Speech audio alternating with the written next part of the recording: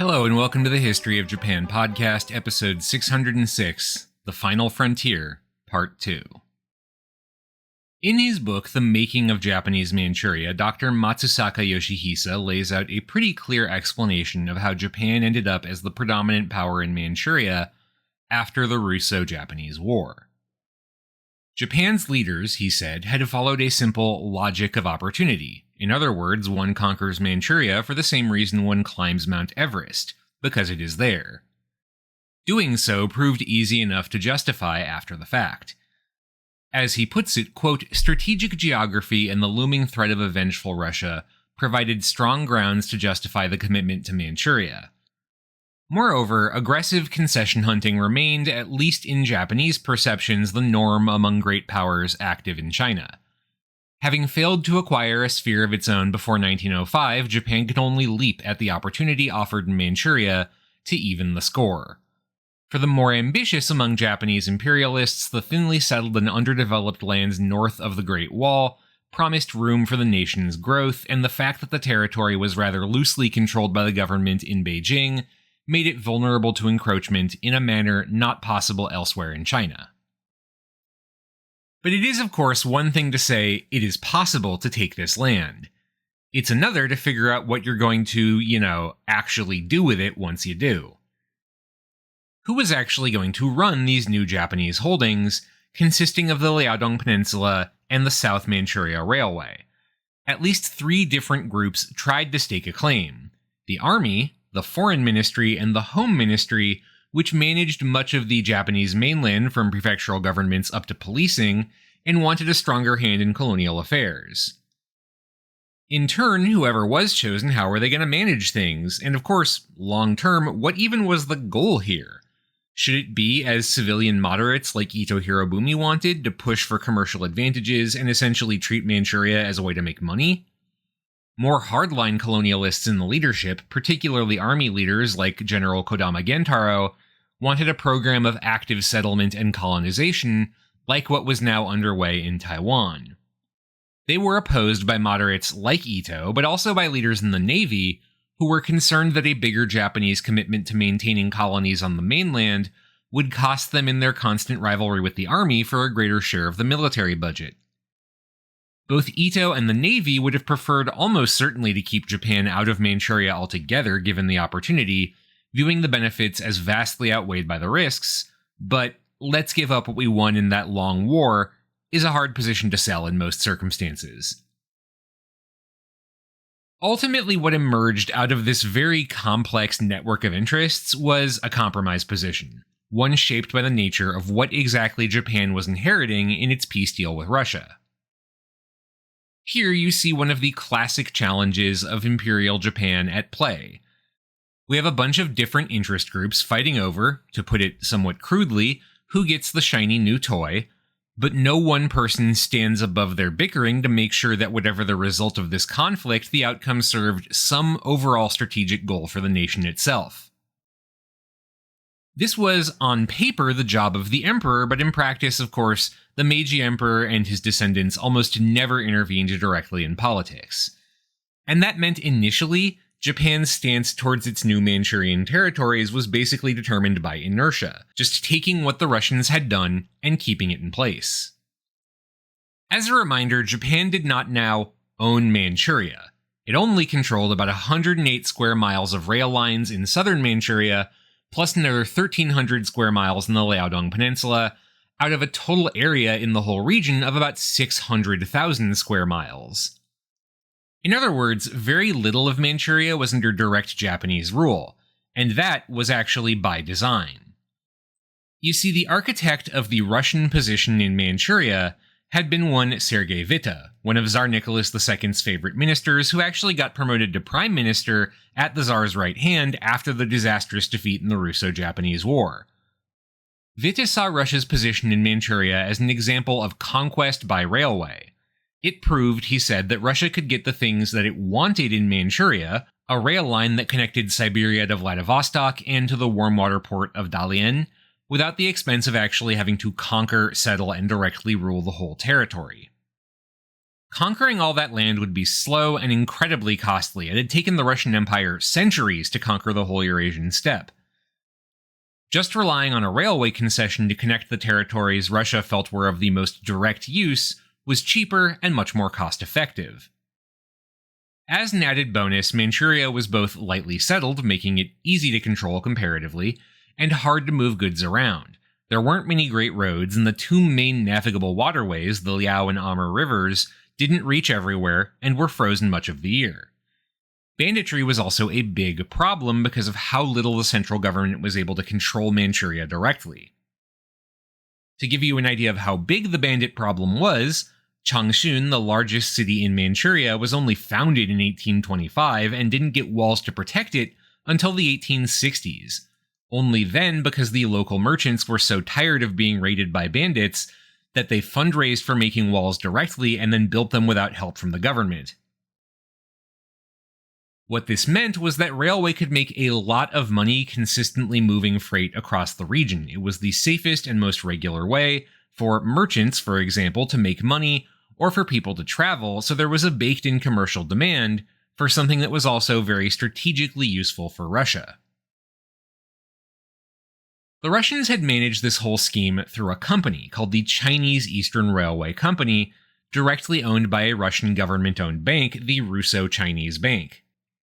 That arrangement by itself was a bit unusual. Other empires relied on more indirect methods for their own railway imperialism, so to speak, setting up locally run companies that were merely managed indirectly by imperial powers through control of their stock shares.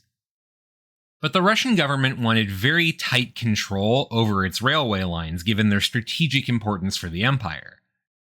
To make that control even firmer, the Russian government negotiated for the, quote, absolute and exclusive right of administration, unquote, over territory 1 mile to either side of the rail track, plus more around major stations, essentially giving the company colonial control of the land the railway was on.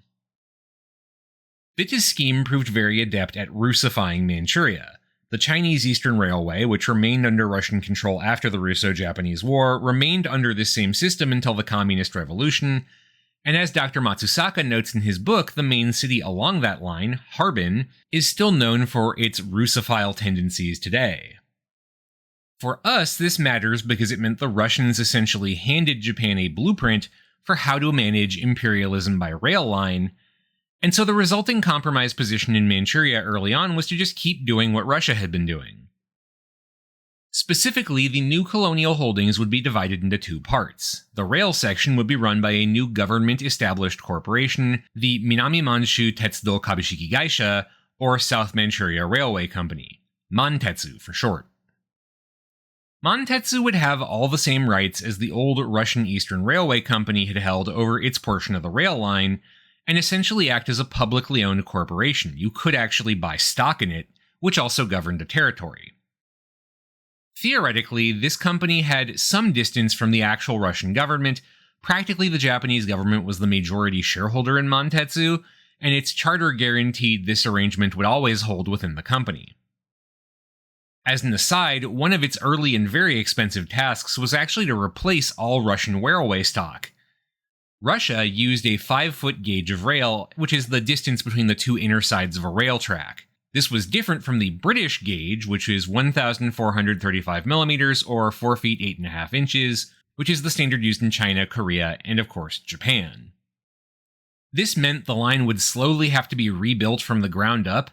Eventually, additional land was also purchased from China to connect this rail line to the Korean rail network with the same management rights attached. 1 mile on either side of the track. The 1,300 square miles on the Liaodong Peninsula, meanwhile, known collectively as the Guangdong Leased Territory, would be managed directly by the army, which insisted it needed this territory as a forward base for a potential future conflict with Russia, as well as to safeguard Korea.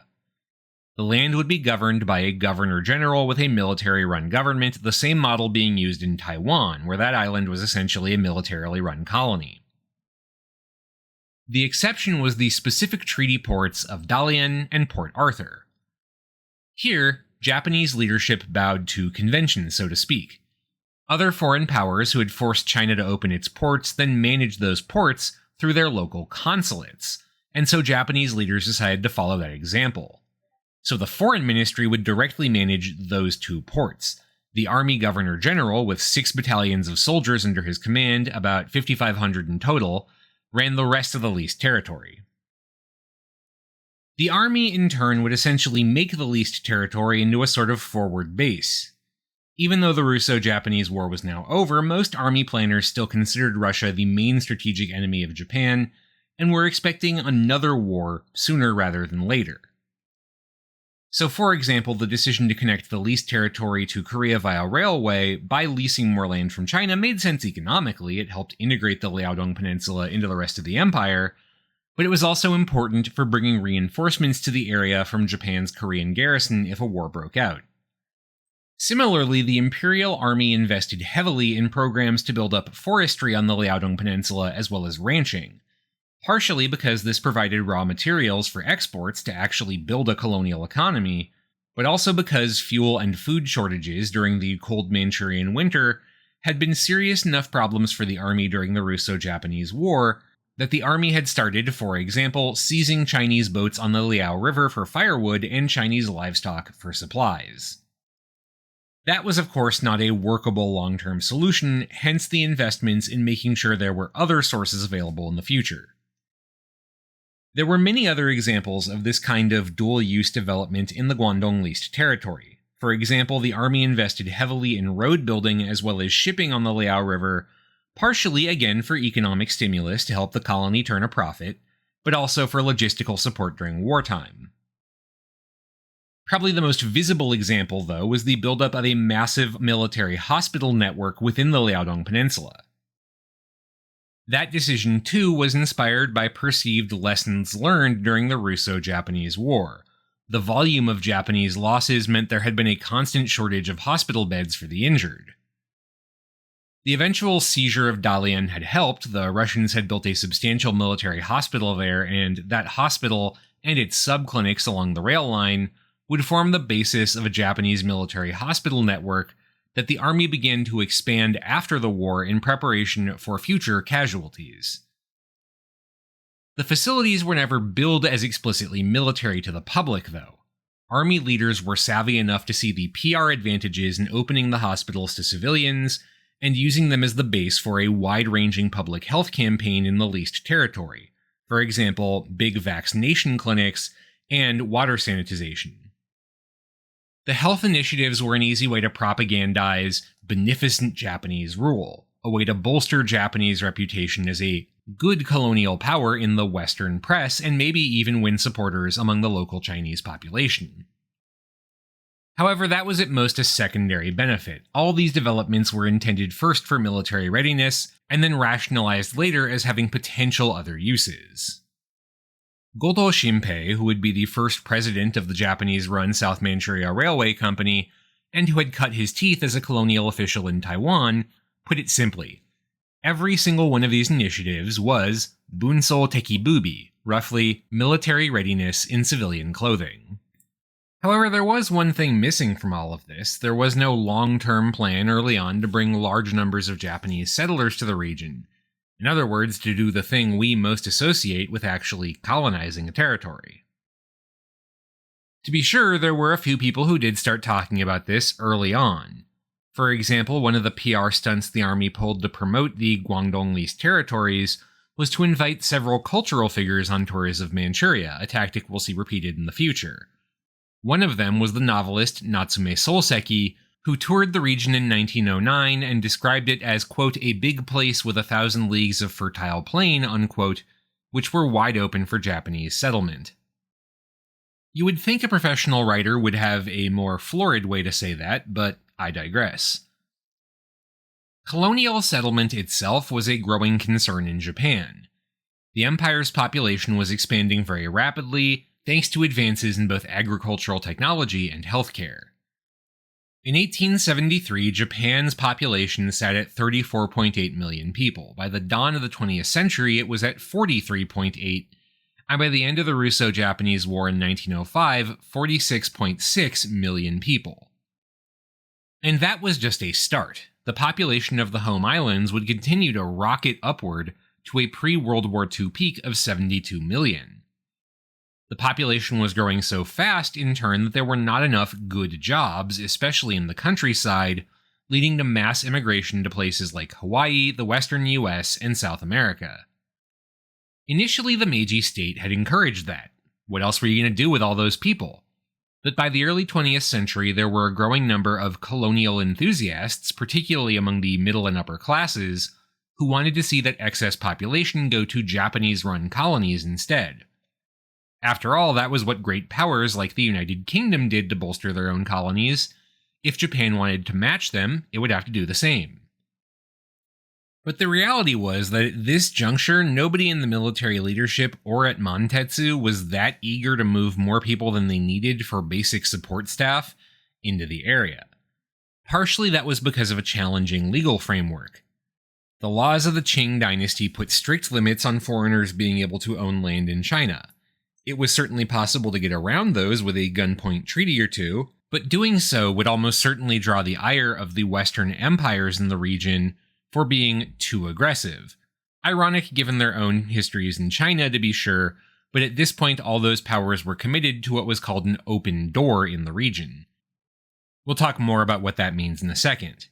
What's important for us to keep in mind is the people calling the shots in Tokyo at this point were still mostly on the moderate side, and were more opportunistic imperialists who cared more about maintaining good relations with Western powers than they did grabbing as much land as possible.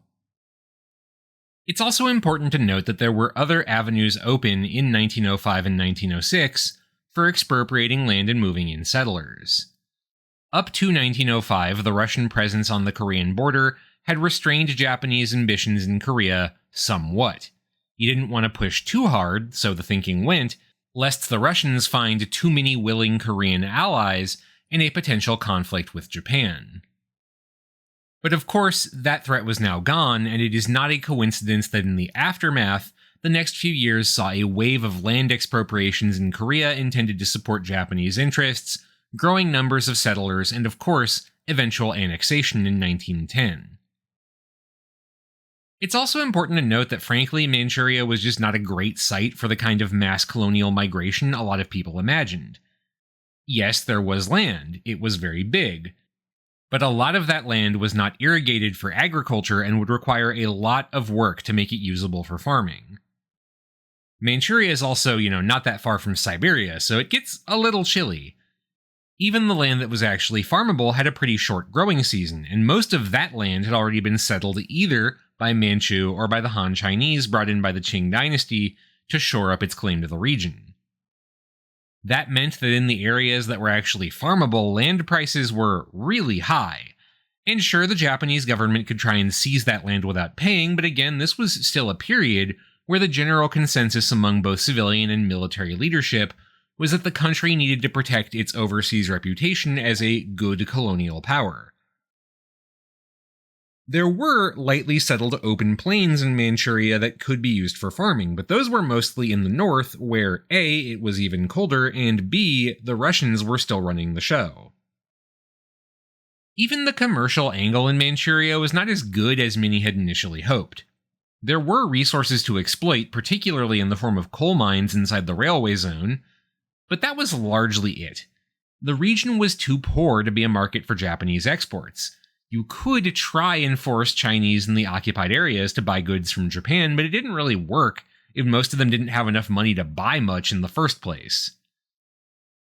Besides, attempts to put into place protectionist policies that favored Japanese companies in both the railway zone and the Guangdong leased territory ran into immediate objections from foreign powers like the United States and United Kingdom.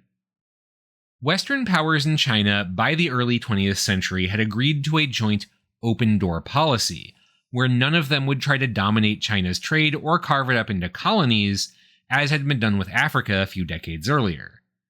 That way, so the thinking went, every colonial power could profit without the fear of a scramble for East Asian colonies that might, as had almost happened in Africa, trigger wars between the colonial powers. A tidy arrangement for all involved, of course, except for the people of China, who notably were not asked their opinion about these things. But the upshot of the open door was that attempts by the Army and Finance Ministry to jointly impose things like a Japanese-issued military scrip in Manchuria, which could only be used for Japanese goods, very quickly ran into overseas objections and were swiftly abandoned.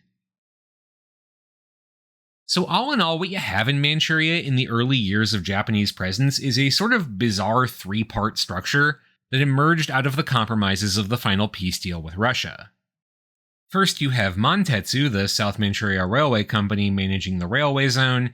Then you have the military government general in the leased territory. And then you have the consulate that ran Dalian and Port Arthur.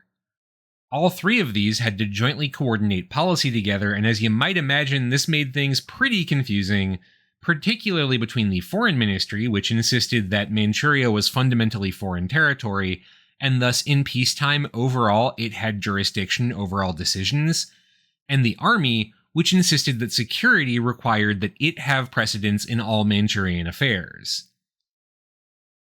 Nobody ever really sat down and hashed this thing out, and so the Foreign Ministry and Army essentially pursued two different sets of policies in the region, while sharing an oversight role together on the South Manchuria Railway Company. The cabinet, meanwhile, had the final say on South Manchuria Railway policy, appointing the company's governor and vice-governor, and having veto power over the shareholder-selected board of governors. If, hearing all this, your first thought is, wow, this sounds very unnecessarily complicated and tangled, where a lot of people have a stake in what's going on but nobody's actually in charge, well, yeah, you're basically right. This was political compromise at its finest. Nobody got what they wanted, everybody was mad, and most importantly, everyone could point at everyone else and say actually everything that goes wrong from this point is their fault. In its early history, Mantetsu in particular would be a bit of a quagmire. As we mentioned, its first selected governor was Goto Shimpei, who already had come up through the Army's administration in Taiwan, being one of the initial lead planners of Taiwan's early colonial years, and who was an aggressively minded imperialist. Goto was extremely direct about his vision. He wanted to use Mantetsu as a vehicle for expanding Japan's presence in Manchuria, with the direct aim of tying the region to Japan economically, settling more Japanese people in the region, and eventually just setting up the facts on the ground such that Japan could annex the area outright. He actually got into a pretty aggressive yelling match with Ito Hirobumi during one of the early cabinet meetings about the fate of Manchuria after the Russo-Japanese War, where Ito accused him of actively pursuing his own foreign policy counter to the foreign policy of the actual government. Goto's vision, though, was supported by many in the army, but the cabinet, the foreign ministry, and the finance ministry all objected to his views.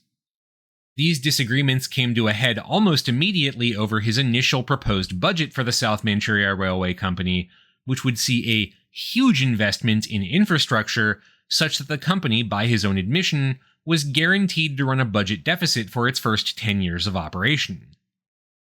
He was told in no uncertain terms that there was no way the cabinet or financial bureaucracy would ever sign off on that, particularly because the government budget has to be approved under the rules of the Meiji Constitution by the Diet, which was not in a mood to spend even more money after an extremely expensive war had just ended. If Goto wanted that money, he would have to find a way to make the railway profitable, which in turn turned out to be the main goal of Mantetsu for many of its early years of existence. Whether or not they could even pull that off, and whether or not Japan's presence in Manchuria would actually endure that long, was actually a bit of an open question early on. Neither the Navy, which saw the prospective budgets attached to the Army's plans for Manchuria, and came to the correct conclusion that this would likely result in cuts to their own budget, nor civilians in the foreign ministry were convinced that the price of this place would ever be worth what it could bring home, and really until the end of the first decade of the 20th century, it was a bit of an open question whether or not the Japanese would just pack up and go home. Ultimately, what tilted the consensus towards staying were three changes. First, the Army was able to come to an agreement with the Navy on a budget deal that would allow for the Guangdong leased territory to be effectively garrisoned and defended, and Army planners were able to work out a strategy for what they assumed would be the inevitable Russian War of Revenge that was convincing to the leadership in Tokyo. Generally, that whole concern also became less urgent by the 1910s. Things were obviously heating up in Europe, and it was clear that Asia was no longer a priority for the Tsar, so fears of another immediate war began to recede.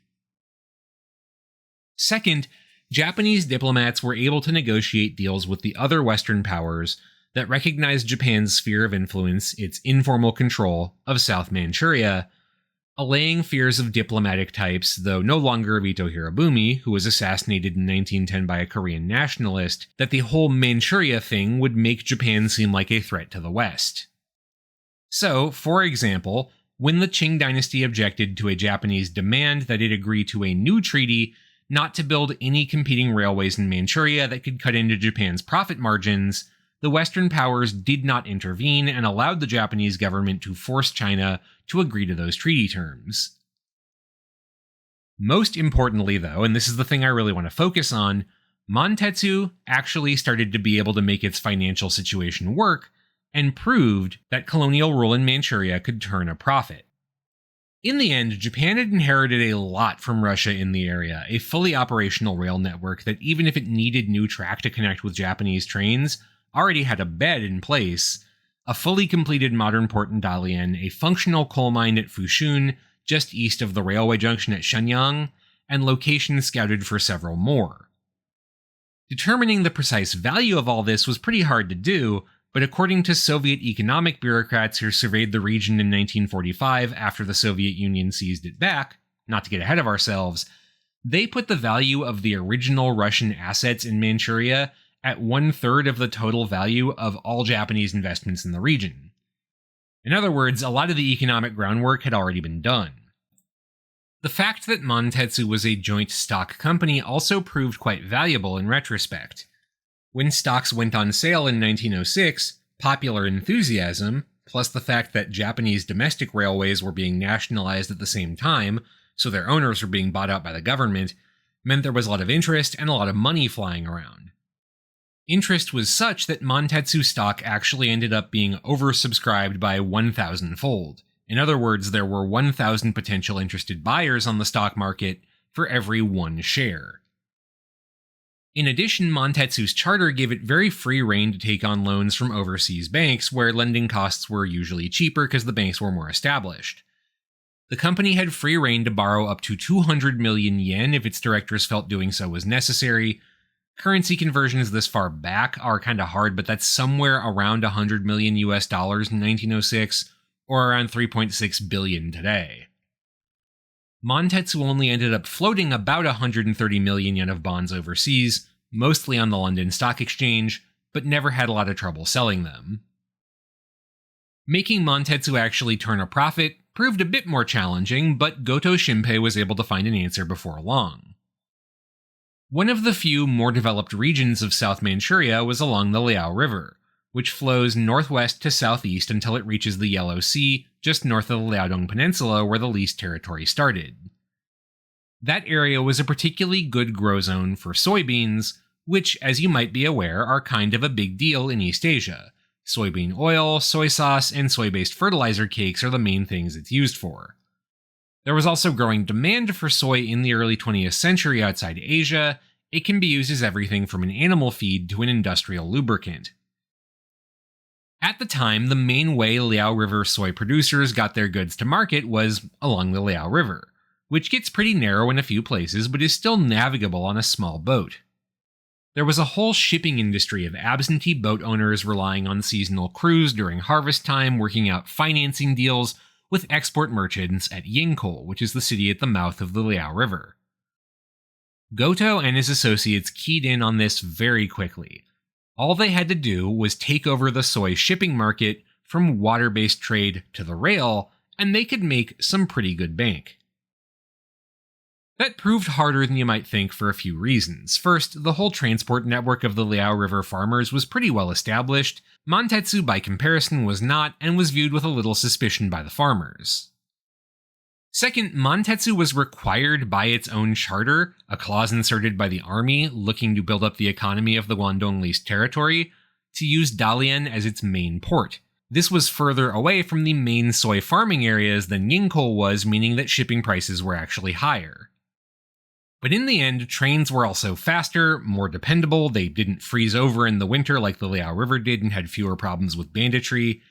And while they were more expensive, Dalian also had modern enough port infrastructure to take tankers from as far away as Europe, so sellers had a bigger potential market. By 1910, 47% of the freight moving along the South Manchuria Railway was soybeans. These helped stabilize the profits of Montetsu and proved that it could be made to work.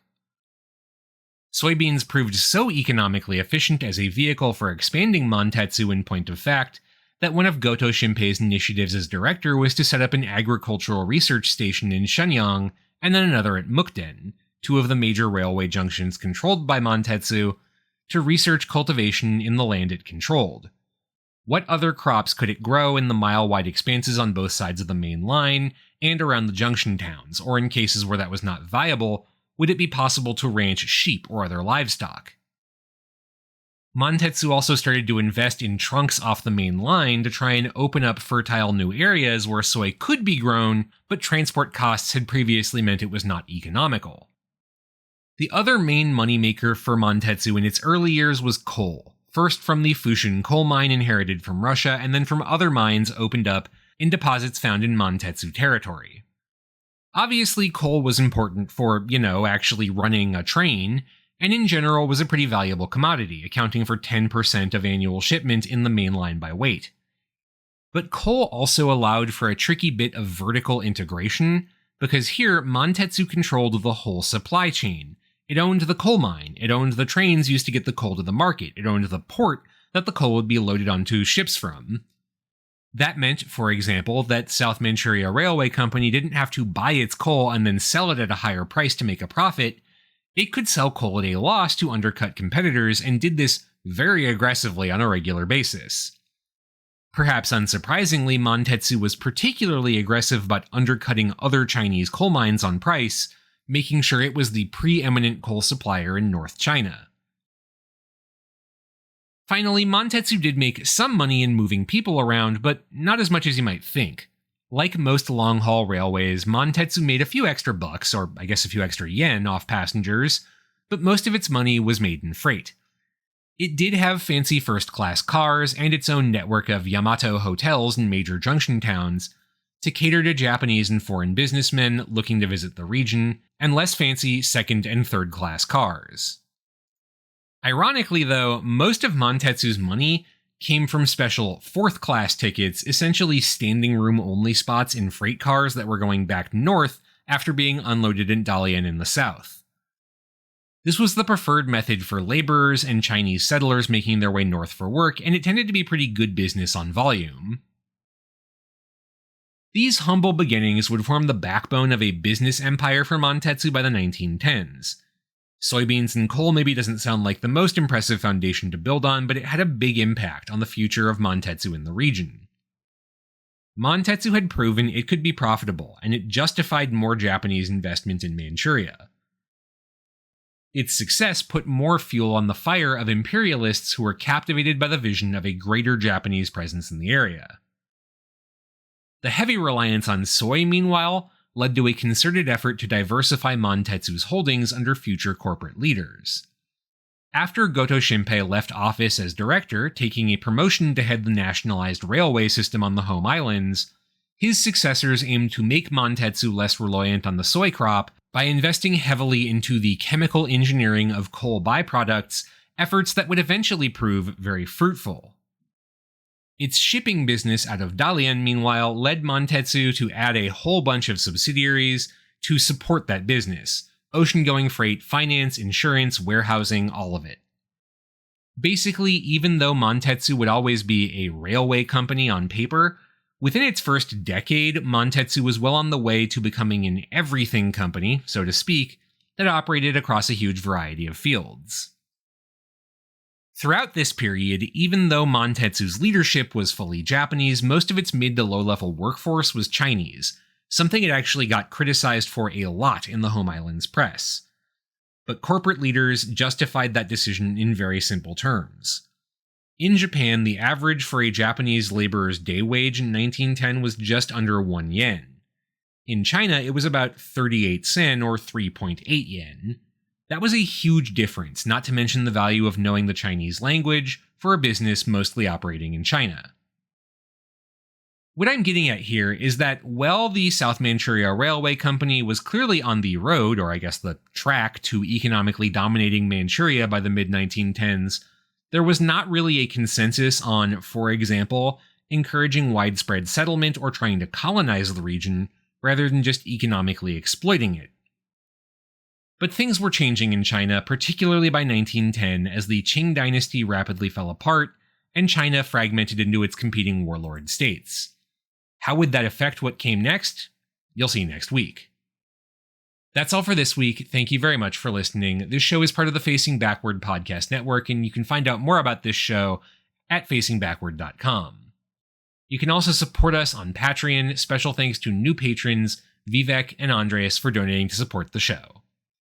Thanks again for listening, and I'll see you next week for part 3.